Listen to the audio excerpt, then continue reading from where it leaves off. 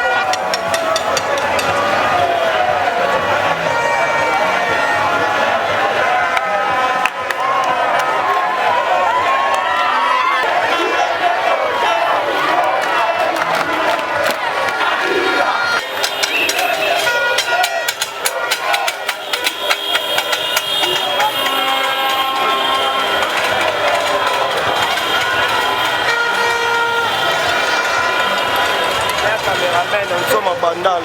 Fimbu na fimbu, chicote, et chicote, bah oui.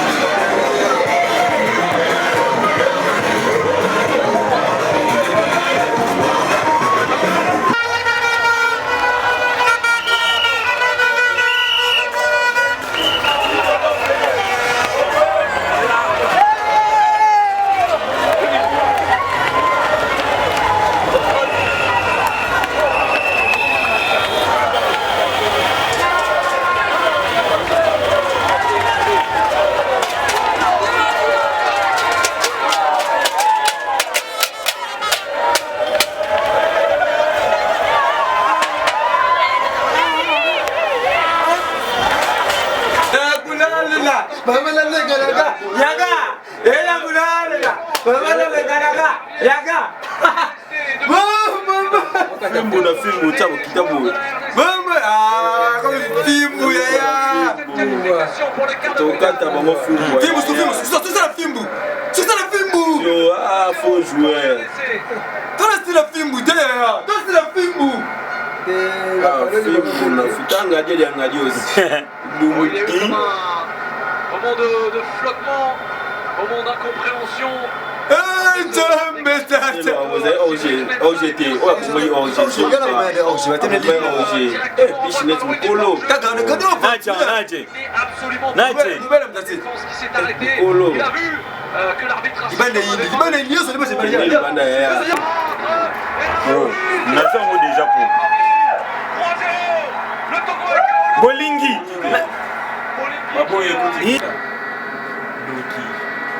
Lala nyama.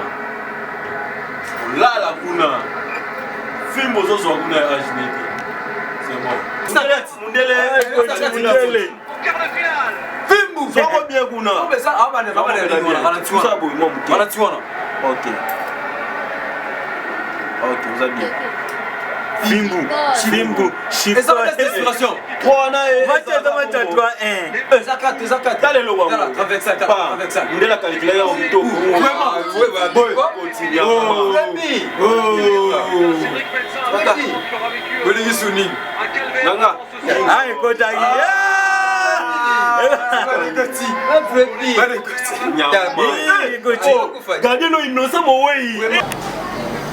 Bonjour papa. Oui, bonjour.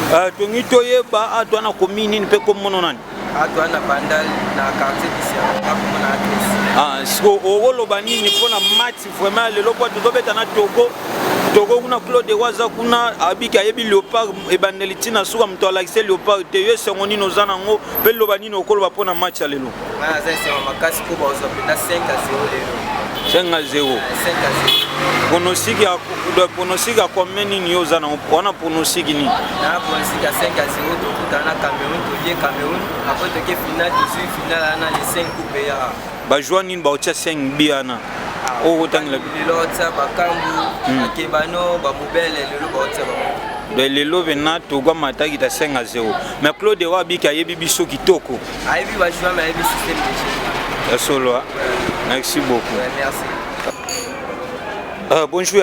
Bonjour. Tongi toyeba komona ni. Ouais, tout le monde déjà ils ont été tout le monde a belle mamboka. Les lots tu es bien que tu es na Togo. Tu es bien que coach au Azalaga moko ya coach wa kuchaka biso yepe tout le monde na ngamba Togo alobi ke ayebi Léopard e baneliti na suka mobimba muta olakise Léopard azate so pona yo okoloba nini pona match le take congolais. On a attaqué congolais. Claude Roy à sa coach mo va à Léopard toujours. Par rapport à match de bêta contre Congo Brazzaville, à Mimara RDC avant RDC a gagné à démissionner. Mais tout le monde a peur de RDC Bétier Fimbu a démissionné Kimi Brazzaville à Togo. La Togo a mis Claude Roy a mis Florent Ibengabi a gagné Florent Ibengabi à niveau n'a même pas. Mais ça n'a pas tant que réaliste et sport, tant que vrai congolais, vrai quinois. To se pela pour Florent Ibengela ndenga système ba changement na sala ka wana na ba joueur na ko poza cadre souci na ngamote mozali passé poza kwa na robeta te ba joueur musu baza ba laisser mais pour na ngape na match le score à lelo c'est ko banga toté mais ça 2-0 on a part ya Kebano na part ya nani ya Bokadi na Sinaka de wana dia pronostic obimisi wana pronostic na ngai en tant qu'analyste na sali pour na Léopard na biso Congo.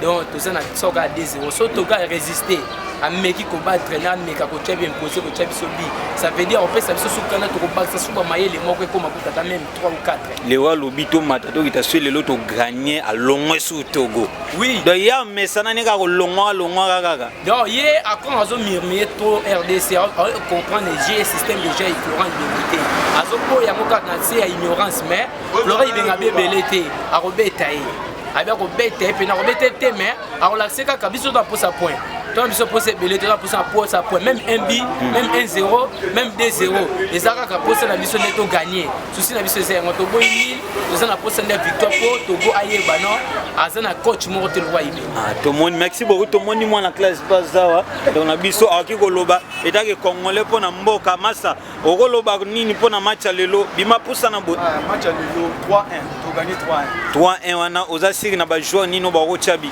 joueur bakambu mibale na bananga moko mais Claude walobi ke ya kocha biso ayebi biso baneliti na suka bi tokoki kozwe 3 points akufa déjà azambwa nini mbwa kufa de tikala chemisha de mataki talelo 3-1 biku to chesa ko chesa ya solo merci beaucoup Landa tozaloko ta papier elenge ya Congo Glody Diasiga la mignonne hey la mignonne Tracy Mbelenga pro